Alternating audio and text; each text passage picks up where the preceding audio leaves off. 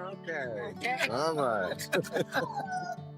Joy, your new book is all about Trump's impact on America. Do you think we'll be able to recover from his presidency once he finally leaves office? I keep saying he never will.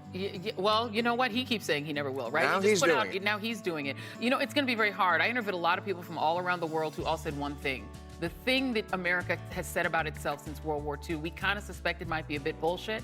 Donald Trump has made us feel, yep, it was always bullshit. We don't believe it anymore.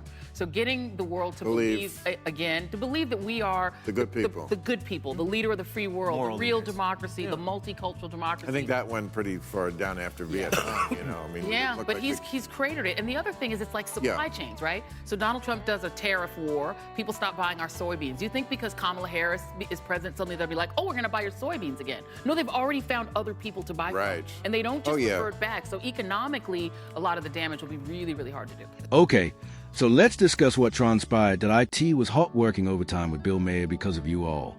Bill applied the heat, and the panel failed to contain it. The entire episode was a direct conflict about politics, democracy, and yes, Donald Trump's enduring shadow.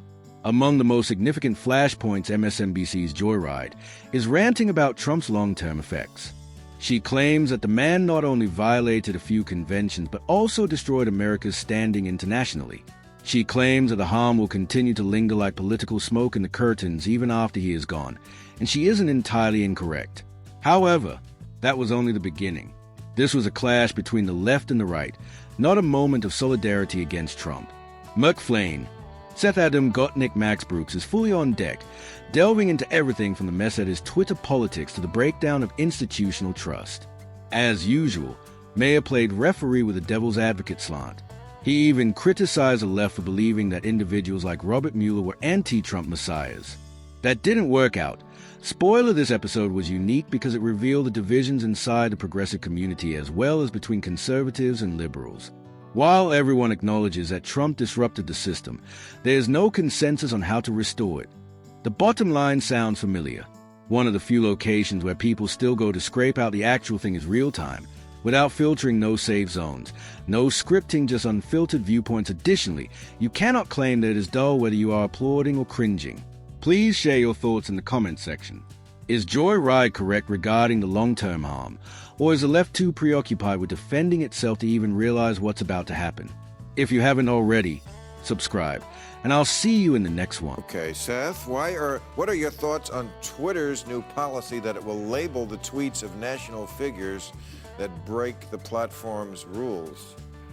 That's a really fucking hard question. That's you know, that's tweets of that will break. What are the rules? Again, this falls into the category of, you know, if I was running Twitter, I would not know. I would curl up into a fetal position and hide in the corner. It's the hardest question in the world to ask because it's you want absolute freedom of speech, but at the same time, Twitter's impact and the impact of Facebook and the impact of social media is undeniably potent. So there is some regulatory responsibility to prevent the dissemination of bullshit information. But how do you go down that road? It's the only advice I can give is to the people up top is just use your brain, you know, case by case. I don't know how to. I would say to most of the normal people out there, you have to stand up to Twitter.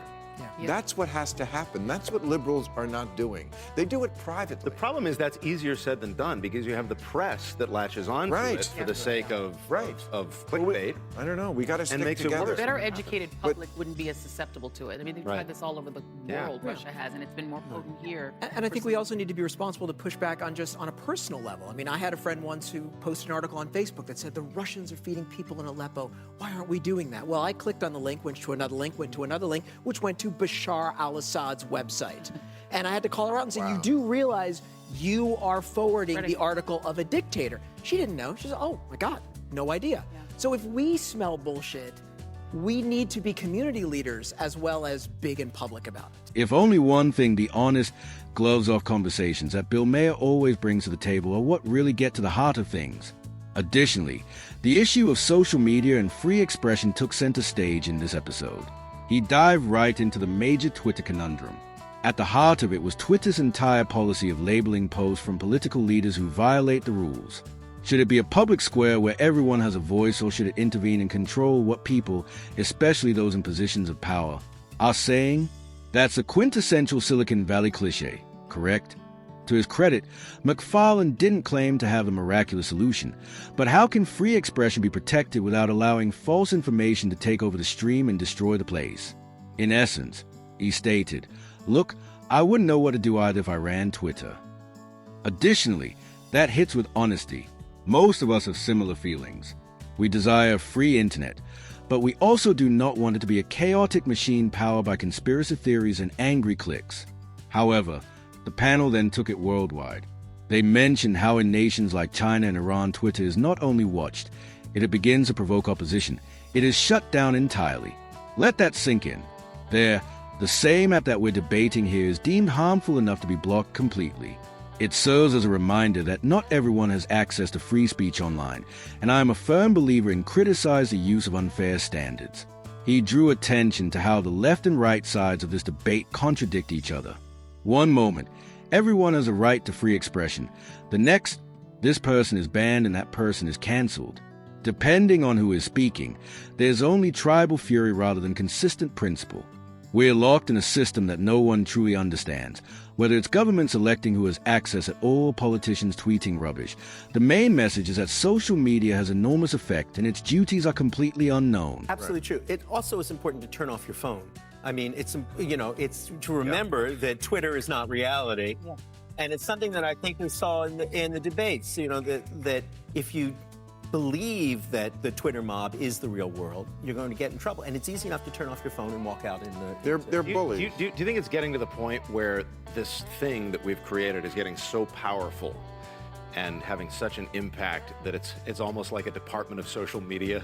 Yes. Created in the U.S. Yes. Yeah, Well, but then what would they do? And who would staff it and what? They'd be on fucking Twitter all day. That's right. Yeah. The only thing I'd say about that, Seth, is that when you think about it, Twitter only works in a context where you have the institutions that allow free speech to be propagated. Yeah, I'm not advocating. I'm just asking. You saw. Remember in Iran at the time of the so-called Green Revolution, Twitter was alive and sparkling, and they shut it down. And they'll do the same thing in Hong Kong and China in China. Much the same thing. So, given those choices, Twitter is properly protected by liberal institutions. That's more important than the fact that bad information does get out, and we have to then correct with good information. That's the way systems should work. And I can tell you the companies don't accept any responsibility. Yeah. I was at a conference in D.C. for the Atlantic Council, and they were asking about national security on social media. And I won't say which company, but a rep basically said, like, hey, we're just the cart. We're not responsible for the eggs inside. It's nothing to do with us. I mean, at the end of the day, you're relying. It's at the end of it all comes down to the conscience of Jack Dorsey and Mark Zuckerberg, and do they want to do what's right? And, Well, I don't know what's When's right. the last time you posted to Facebook? The first thing that'll happen when you I think it was like hit send. 2006. Right. I mean, I've only been recently doing it for this marketing stuff. The first thing you get is boost post. So they're immediately trying to monetize your post. It can be about your cat. They're like, do you want to send this to 20 more people? $30, you can do it. I mean, they are trying to make money based on how many people use it, even if the people aren't real people. They don't care if they're humans. They don't care if it's a, troll farm in, Dubrovsk. They don't care. They just want the money. And so the problem is saying they're just a platform. They're not. No. They're also monetizing us. We're not the customer. We're the product. Among the most eye-opening experiences when the panel discussed how easily people spread news online, Kane brought up the topic of people reposting attention-grabbing headlines, viral videos, or hot takes without even verifying the source. Additionally, in one instance, the trail traced back to a propaganda website connected to the Assad regime. That's dangerous, not just irresponsible. The main issue is that most individuals don't verify their information. Instead, they post something they find visually appealing, much as when they swipe through Tinder. There is no context, no research, and no accountability. Here's the actual query, though. As the panel noted, social media doesn't care whether what you publish is genuine or not. It only cares that it keeps you on the app. Therefore, can we really blame the users when the platforms are designed to promote that behavior? Facebook's algorithm is unable to distinguish between a conspiracy theory and a peer-reviewed article. It just determines which one receives more angry clicks and outbursts. Additionally, false information won't disappear as long as anger equals revenues. Actually, it's flourishing. This is where the discussion becomes serious because, although it is true that digital companies should answer for their actions, we also cannot overlook our own part in this. If we wish to create a society that is more intelligent and aware, we must stop mindlessly sharing every viral message. Before contributing to the issue, we must confirm our sources, critically examine everything, and take our time.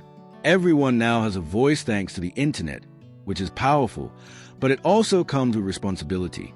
If we don't utilize it responsibly, we're essentially giving the algorithm control over reality. All right, that's the breakdown. If you're into this kind of thought-provoking content, make sure to like the video, post a comment below, and hit subscribe to keep in the loop. Remember to enable notifications so you don't miss any posts. Tell me in the comments. Let's continue this discussion. Do you believe social media should do more to combat false information, or is it up to us users? See you in the upcoming